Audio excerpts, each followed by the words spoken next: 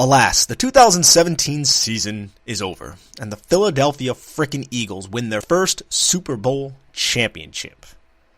How crazy was this season? How crazy was that game? An offensive output by both the Patriots and the Eagles. So many wacky things to dive into, and we're going to get into all of those things. We're going to go through the game. We broke the game down prior, and a lot of those things came to fruition. We talked about Brendan Graham being lined up as a three-tech in passing situations.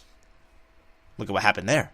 We talked about the RPOs, which I feel like a lot of people think play-action pass is an RPO. There's a big difference. We'll get into that as well. But what a football game. And what a way for those damn Philadelphia Eagles to get their first Super Bowl championship. Hello and welcome, everybody. I am your host, Nicholas Filato. This is Footballin', and it is February 5th, 2018. Tom Brady and Bill Belichick have lost another Super Bowl, and this time not by the hands of Eli Manning and Tom Coughlin. So Giant fans, it's another thing that we get to not have in the NFL. But, I like to justify it by saying, well, you beat a 40-year-old Brady, good for you. Albeit he's coming off of an MVP season, but we'll leave that out, Giant fans. We'll leave that out. Because it's a sad day for Giants, Cowboys, and Redskins fans. And again, the NFC East becomes the first division to have all four of their teams have a Super Bowl championship. The only division, that is, in the entire NFL. And that's something that NFC East fans can take for granted, but you know what? I'm a Giants fan, not an NFC East fan. And to say that I'm happy that the Eagles have a championship would be a complete and utter lie. But as a football purist and as a fan of this game, I have to say I love what Doug Peterson has done with this team. I absolutely love the personnel of the Eagles. It's just the Eagles, so I hate them. But if I were to be objective, that defensive line depth, the running back depth, Corey Clement out of Wisconsin, undrafted, catching 30-yard bombs with a dart by Nick Foles. But we're going to dive into all of that and some of this other wacky stuff that was going on yesterday. The whole Malcolm Butler situation. How nuts is that? What is going to happen with Gronk, Brady, and Belichick? We don't know. But let's get into it. First, we see Malcolm Butler during the national anthem crying. And we just think he's emotional. It's a big moment. He's gone through a couple Super Bowls before, but it's just a big moment. But it wasn't that. No. Malcolm Butler was benched for this entire game. And I realized it during the first drive, and I was like, why is Eric Rowe on Alshon Jeffrey consistently? And not Stephon Gilmore, which is ironic because they were college roommates. Or Malcolm Butler. And then I was like, I don't even see Malcolm Butler out there. Then as I was checking the Twitter machine, I realized everybody else started realizing that too. And there was no Malcolm Butler. He was on the sidelines. This guy has played 98% of the snaps going back to the Super Bowl against the Seattle Seahawks, where he intercepted Russell Wilson at the 1-yard line to secure a victory. 98% of the snaps. And Matt Patricia, after the game, he's just talking about different packages and things like that. So you have all this emotional component going on because I'm sure Malcolm Butler is friends with the majority of people on the team. Eric Rowe had no idea, supposedly, that he was even going to start in this game. He gets thrown to the fire early. So the next coming days, there's going to be some kind of stuff that's going to be leaked about this Malcolm Butler situation. But man, it's just so bizarre to me that could happen. Just to get into the first drive, we saw Eric Rowe being picked on quite a bit. And then on the 3-play touchdown drive that went 77 yards, we saw Eric Rowe surrender a 34-yard touchdown to Alshon Jeffrey. There's really nothing he could do. Alshon Jeffrey's a much bigger, more physical human being than Eric Rowe. And it was singled up man coverage, and Nick Foles put a dime there. That was in the first touchdown drive, the second drive for the Eagles. The Philadelphia Eagles, to open this game, went 14 plays down the field. And I love the fact that Doug Peterson was aggressive the entire time. He wasn't just running the ball, playing this conservative football like a lot of coaches and teams do against the New England Patriots because they're intimidated by Bill Belichick. No. Doug Peterson went out throwing. Nick Foles, the first 3 plays of the game were passes, all completed to Nelson Aguilar and then one to Alshon Jeffrey. And then he runs with LeGarrette Blount. And then he goes right back to passing. Everyone, all the media, all these people who think they know all this stuff about football, me included, are talking about Nick Foles. This moment's too big for him. They're going to play this conservative football, yada, yada, yada. But Doug Peterson trusts this kid, obviously. Puts the ball in his hands, and it came through. And this was a bend-don't-break defense early on in this game for both these teams.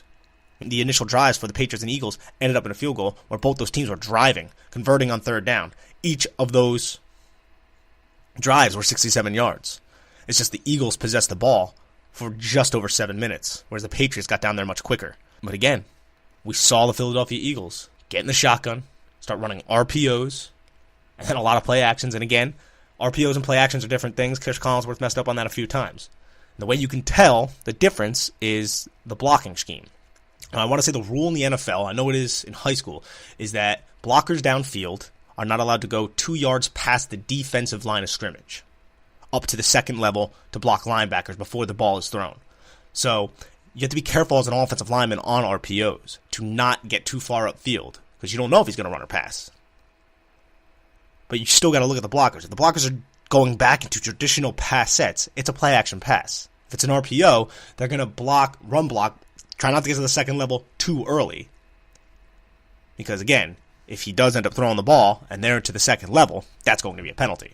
But we saw all these things from Doug Pederson, and Doug Pederson, oh my gosh, you have a set of stones on you. He went for fourth down twice in this game. Once on the goal line on a 4th and 1 trick play where Trey Burton throws a touchdown to Nick Foles. How crazy is that? And Doug Pederson did an amazing job, but he wasn't perfect. He had 12 men on the field one time. He went for it 2 in the second quarter when he really didn't have to, which, if you paid attention throughout the game, could have came back and bit him in the butt.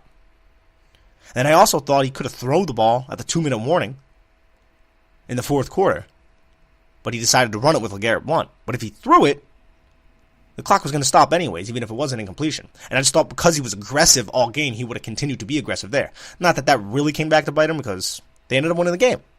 But just little things like that are stuff I'm looking at. But Doug Pederson, what an offensive game plan him and Frank Reich and John DeFilippo put together. Utilizing all of their weapons. Utilizing Corey Clement, an undrafted rookie, who ends up being their leading receiver in this game. 4 catches for 100 yards and a touchdown. LeGarrette Blount, 14 carries for 90 and a touchdown. Jay Ajayi, 9 carries for 57. We saw Tom Brady on the other side of the football almost catch a pass from Danny Amendola. And the prop bet was 2.5 passers in this game. Before the first half, we were at 4 already. How crazy is that? I'm not a big betting kind of guy, just because I don't want to put my credit card over the internet in these unsecure waves, but that's still a really high amount of people throwing the ball. So you could see both of these teams trying to pull off them trick plays. I figured the Eagles would, and the Patriots, we've seen Danny Amendola throw the ball before in the past, so that ended up making sense as well. It's just a wild game in general. I mean, if you would have told me that Tom Brady was going to throw for over 500 yards, breaking his own Super Bowl record, and not punt the ball one damn time, I would have thought the New England Patriots were going to win. I mean, Donnie Bag of Bones Jones only punted the ball once. There was one punt in this game. Offense after offense after offense. Matt Patricia is lauded for being an excellent defensive coordinator about to take this Detroit Lions head coaching job. He surrendered 40 points to a backup quarterback, but a brilliant offensive mind in Doug Pederson. New England turned the ball over on downs early on in this game as well. Rob Gronkowski could not get into a rhythm whatsoever in the first half of this game. Dropped a couple balls, looked sloppy on a couple plays as well. You got to think, he's coming off of a concussion. That's a real issue right there. Maybe he was a step behind. Maybe he was a little bit rusty. And both these teams throughout the entire year, especially the Philadelphia Eagles, have dealt with a considerable amount of injuries. That's why you really need to applaud the depth of both these teams. The Eagles lost Jason Peters, Jordan Hicks, Carson Wentz. The Patriots lost Donta Hightower, Julian Edelman.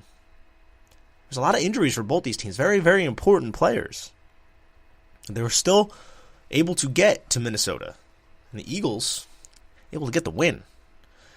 And Chris Long, LeGarrette Blount were both New England Patriots last year on the Super Bowl winning team against the Falcons. And now they are both Super Bowl champions for the Philadelphia Eagles against the New England Patriots, their former team.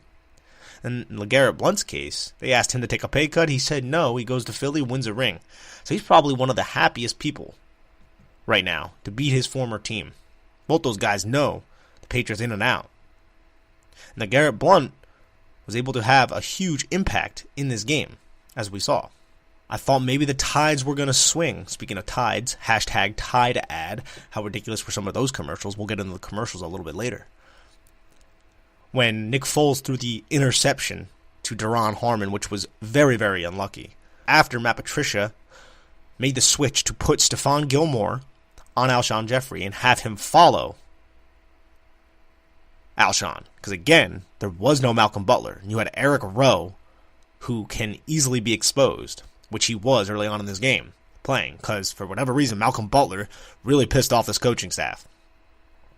And Gilmore was able to just hit Jeffrey's arm to where Jeffrey patted the ball up in the air. So unlucky for the Eagles. And Daron Harmon came down with it. And if that doesn't happen, Eagles take a significant lead. But instead, the Patriots march 7 plays, 90 yards. Very impressive drive before the half. To make the game 15-12. Tom Brady hitting Chris Hogan for the touchdown. Just methodically moving down the field. Also helped that there was a defensive hold on Jalen Mills to help extend that drive because it was a 3rd and 6 there. But the Eagles were not scared. They did not back down, and they were able to drive in 7 plays within the 2-minute warning all the way down to get another touchdown. And that touchdown was, of course, the one with Nick Foles catching a touchdown pass from Trey Burton. You get down to the 1-yard line. You could kick the field goal here and make it a 18-12 game. But instead, Doug Peterson reached down. And you know what I'm talking about. He reached down. And he called a trick play that I want to say I read on Twitter that he got that play, him and Frank Reich. Where they got it from was Dole Loggins, the Bears' former offensive coordinator, when Cam Meredith threw a 2-yard touchdown pass to Matt Barkley against the Vikings, which is just funny to me that they were able to do that.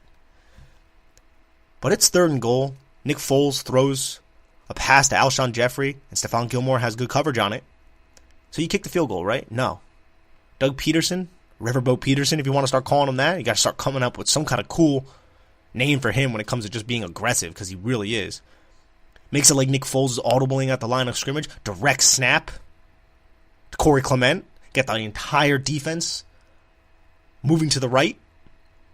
Then he pitches it back to Trey Burton, who's going on an end around, and Nick Foles is wide open in the end zone for a touchdown. You go up 22-12, and the Patriots can't do anything with a 34-second drive. And it goes into halftime, 22-12.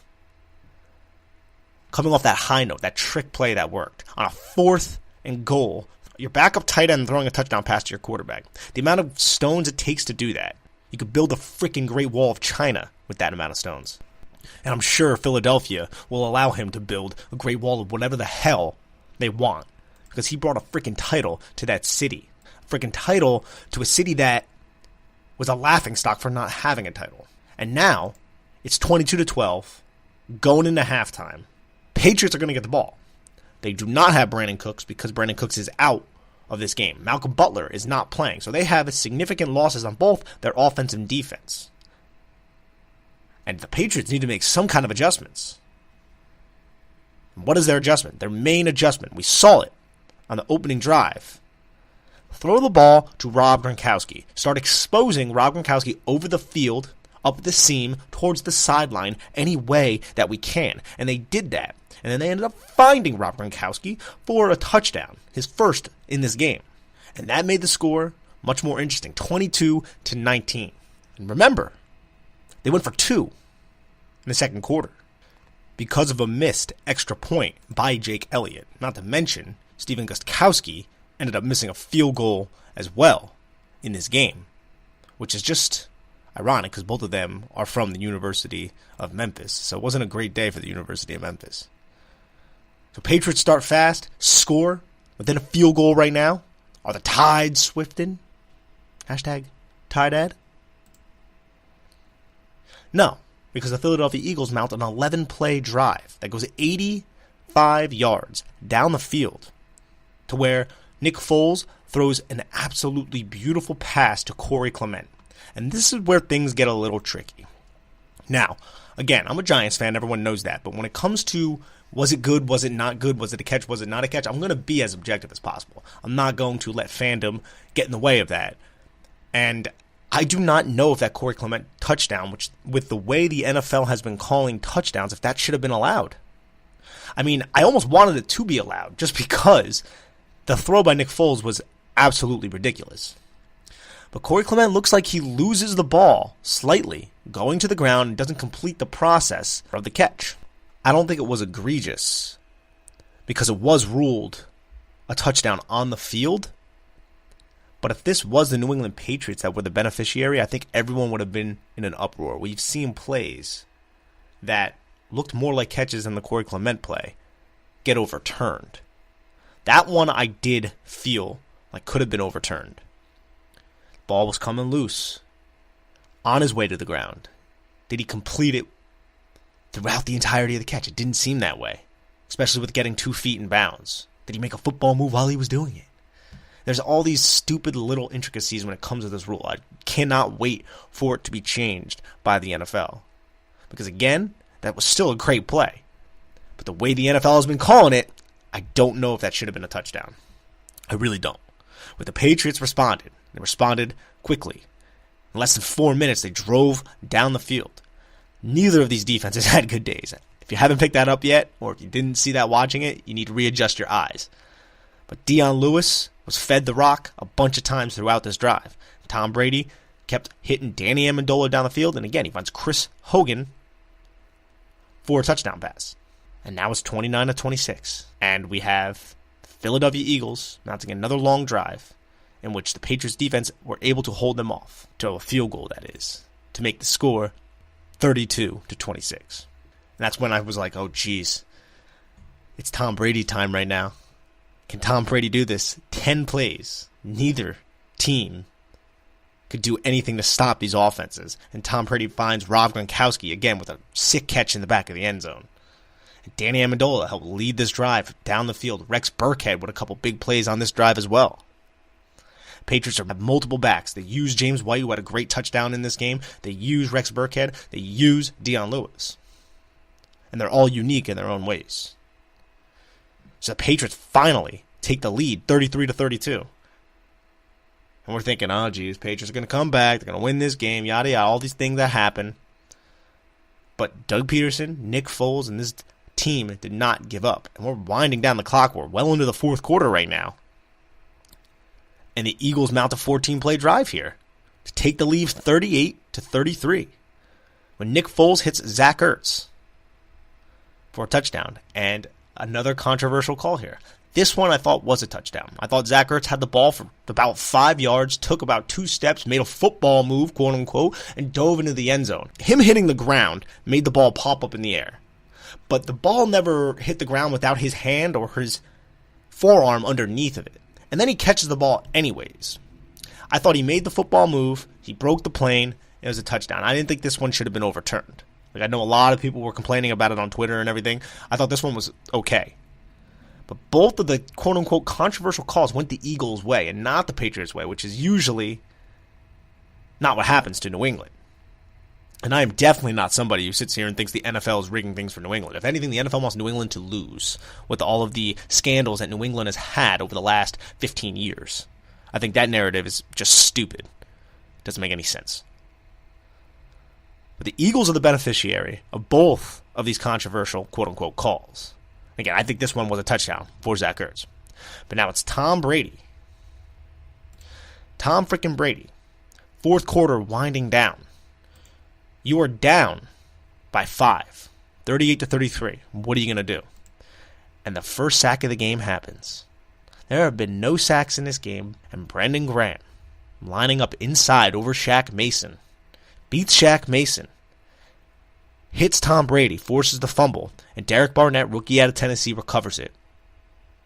And then the Eagles possess the ball, play conservative, run the football, take it to the 2-minute warning, make New England burn the timeouts, the only timeout they had. Jake Elliott kicks the 46-yard field goal, and Tom Brady tries to get the Patriots in position to win this game throws one deep pass while the last second ticks off. It bobbles around for a second. They're down by 8, so they could still realistically tie the game going to overtime. But it was for naught. It was for naught, and the Philadelphia Eagles are able to secure the victory. And Philadelphia continued to burn for the rest of the night because those fans were having a great time throughout the city. I have a lot of friends who are in Philly, and they said it was a really fun night, to say the least. So good for them, I guess. As a Giant fan, obviously, I do not want them to win. I do not want them to beat Tom Brady, Bill Belichick, the only team they lost to were the Giants. So you look at it like that, but it's sports. You got to love sports, and that's what it's all about. And this brings a lot of things into question. The way this ended. We heard the Seth Wickersham article about the dysfunction within the Patriots organization between owner Robert Kraft and Bill Belichick and Tom Brady, and how Kraft is taking Brady's side, and how Belichick is grooming his coordinators to go off and be head coaches in other places, and are they all going to come back? All these questions surround the future of the Patriots after this loss. Gronk, right after the game, and again, put this into context, it's right after the game. These guys just lost one of the biggest games they're ever going to play in. Gronk was asked about his future, and he responded by saying, quote, "I don't know how you heard that." He said this when the reporter asked him, "Are you going to retire? Or are you thinking about retiring?" And then he said he was going to evaluate his future. Do I think Gronk will play next year? Yes. But he seems like he's putting significant thought into retiring, and with all the injuries that he has suffered dating back to college, I would not be surprised. Why would you not put all those thoughts? You have back surgery after back surgery, elbow surgery after elbow surgery, knee surgery after knee surgery. The guy's going to be 40, and he's going to barely be able to walk. It's ridiculous. Then you have what's going on with Brady and Belichick. The future of both of them. A lot of question marks surrounding the Patriots. I mean, if I'm a betting man, I think all three will be back for next season. But it's still something to talk about. I mean, Brady did just come off an MVP season. And you can't look at Tom Brady, who threw for 500 yards plus in this game, and say it's your fault you lost. No. Matt Patricia and that defense, the coaching staff benching Malcolm Butler, not being able to stop the Eagles' offense led by a backup quarterback. That's why the Patriots lost. It's like the Patriots reverted back to Week 1 Patriots when their defense couldn't stop anybody.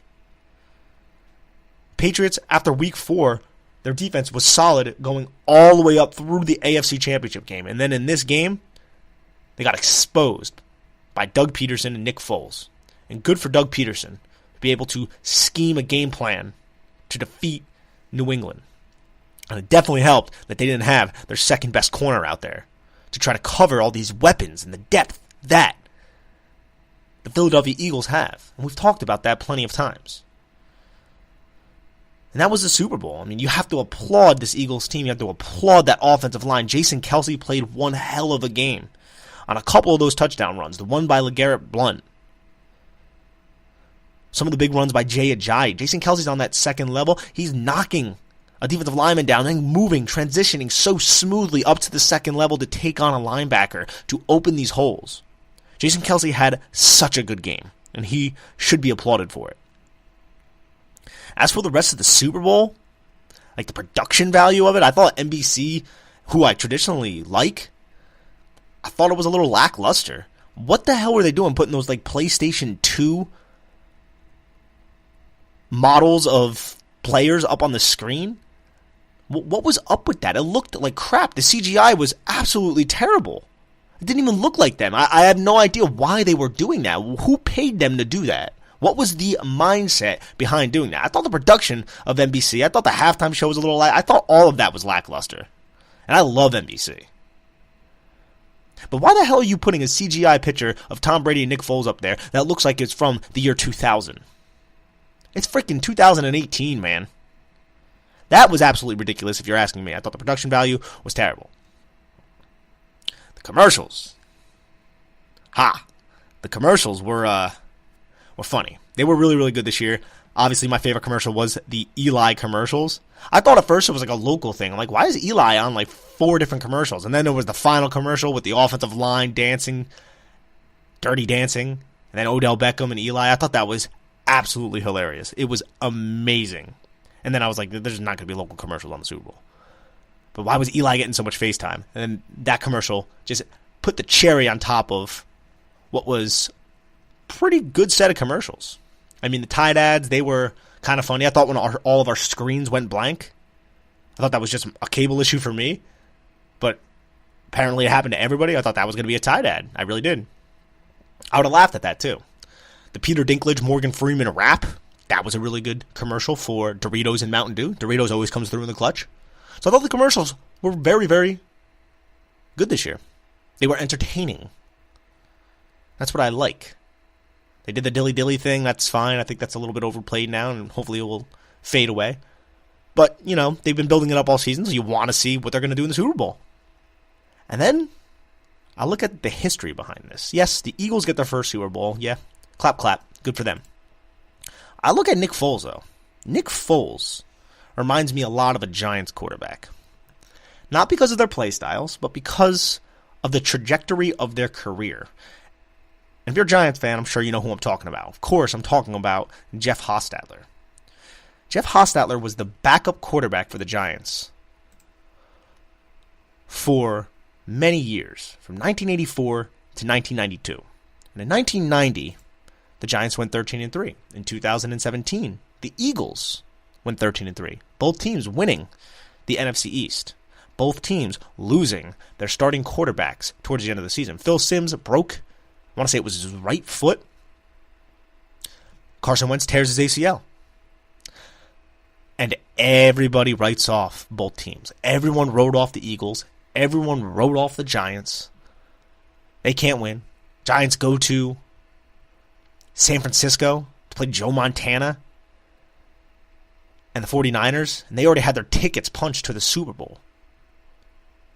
But a bunch of field goals by Matt Barr. The Giants move on to the Promised Land. Everyone thinks the Vikings, coming off that emotional win against the Saints, are just going to go into Philadelphia and beat Nick Foles because Nick Foles can't lead a team to the Super Bowl. And what happens? They get absolutely embarrassed, and the Eagles excel. And they fly, quote unquote, if you want to go there, to Minnesota. So I just think there's interesting parallels between Nick Foles, between Jeff Hostetler. Both of these guys debated on retiring at one point. Hostetler talked about that a few times, how he thought he was going to retire. He wasn't playing. He was just sitting behind Phil Simms. Pretty sure he's glad he didn't. Sure, Nick Foles is glad he didn't retire as well. But when you go and you get coached by Jeff Fisher, I'd want to retire as well. Think about that. Jeff Fisher made Nick Foles, Todd Gurley, Jared Goff, Case Keenum all look incredibly pedestrian. How many of those guys won awards this year? Nick Foles just won a Super Bowl MVP? That's miraculous. That's absolutely crazy. But again, the system, people cannot underestimate the system that Philadelphia has, cannot underestimate the coaching that Philadelphia has with Pederson, Reich, DeFilippo, and company. And I want to applaud Nick Foles, but somebody's going to go out and pursue and pay for Nick Foles. I don't know if they're going to get the same kind of return. We've seen that happen before. Again, it was with the Rams and Jeff Fisher. We get that. Foles can live in the spotlight right now, man, because he is balling out. And this is a guy who, under Pat Shurmur, Giants' new head coach, threw for 27 touchdowns and 2 interceptions or 3 interceptions back in 2013 when he went to the Pro Bowl as a young quarterback. So he has talent. Now it's being used by a coach who knows how to use him. Everyone always underestimates coaches and their cultures and their schemes that they have. Cannot go understated. But Nick Foles, man, good for you. And I draw that parallel between him and Jeff Hostetler because the debating the retirement, the 13-3 record, the starting quarterback getting injured for the rest of the year, against all odds, you go in and you win the Super Bowl. The only difference is Jeff Hostetler didn't win the Super Bowl MVP. That was Otis Anderson. Nick Foles did. So good for Nicky Foles. Alrighty, that's the Super Bowl. But I want to dive into some of these awards that happened. So we had the award ceremony throughout the Super Bowl week. We all saw that. Good. We saw the MVP get named in Tom Brady, which is very, very ironic because when you look at the history of MVPs, recent MVPs going to the Super Bowl, dating back to 1999 was the last time a Super Bowl was won by the MVP, and that was Kurt Warner. And then in 2001, Kurt Warner is the MVP again. Loses Super Bowl. Rich Ganning, MVP, lost. Sean Alexander in 2005, lost. Tom Brady in 2007, lost. Peyton Manning in 2009, lost. Peyton Manning in 2013, lost. Cam Newton in 2015, lost. Matt Ryan last year, lost. Tom Brady this year, lost. It's kind of a wild stat right there when you think about it. These MVPs going to the Super Bowl have not fared well since the turn of the damn century. How wild. Coach of the Year was Sean McVay, which a lot of people were not arguing, but now when you look at it and you see what Doug Peterson has done with this team, you want to say it's Doug Peterson. Of course, but it was Sean McVay. FedEx Air and Ground Players of the Year, it's Carson Wentz and Todd Gurley. Pepsi Rookie of the Year was Alvin Kamara. AP Offensive Rookie of the Year, Alvin Kamara. AP Defensive Rookie of the Year is Marshawn Lattimore. How about that? The Saints rookies getting all the love, and then you look at one Saints rookie, poor Marcus Williams. He's not getting any love. The Salute to Service Award, I want to obviously bring that up, presented by UCAA, is Andre Roberts of the Falcons. The Defensive Player of the Year is Aaron Donald, who is just an absolute freak. And then the Pro Football Hall of Fame class of 2018 is Terrell Owens, headlining it right there. We all know how much he's been complaining about not getting in. He finally does. Randy Moss, Ray Lewis, and Brian Urlacher, Brian Dawkins, Jerry Kramer, Robert Brazil, and Bobby Beathard. So CJ's, I want to say that's his grandfather. CJ Beathard's grandfather, who was a general manager for a long time when the NFL was in its infant stages. Offensive Line of the Year is the Philadelphia Eagles. The AP Assistant Coach of the Year is Giants head coach Pat Shurmur. And the AP Comeback Player of the Year is Los Angeles Chargers wide receiver Keenan Allen. And then the Castrol Edge Clutch Performer of the Year is Drew freaking Brees.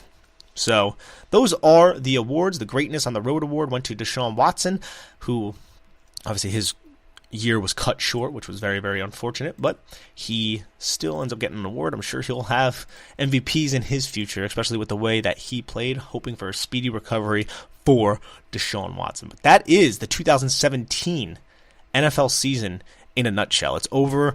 The Philadelphia Eagles, a team I never wanted to see win a Super Bowl, win the Super Bowl.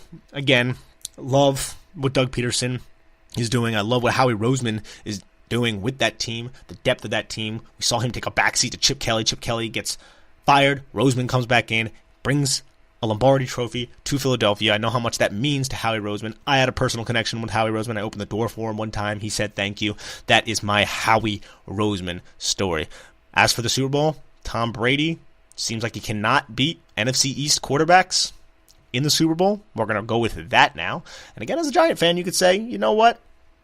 We beat a 30-year-old Brady in his prime. You guys beat a 40-year-old Brady. Albeit, again, MVP season. Like I mentioned earlier in this broadcast, podcast, whatever the hell you want to call it.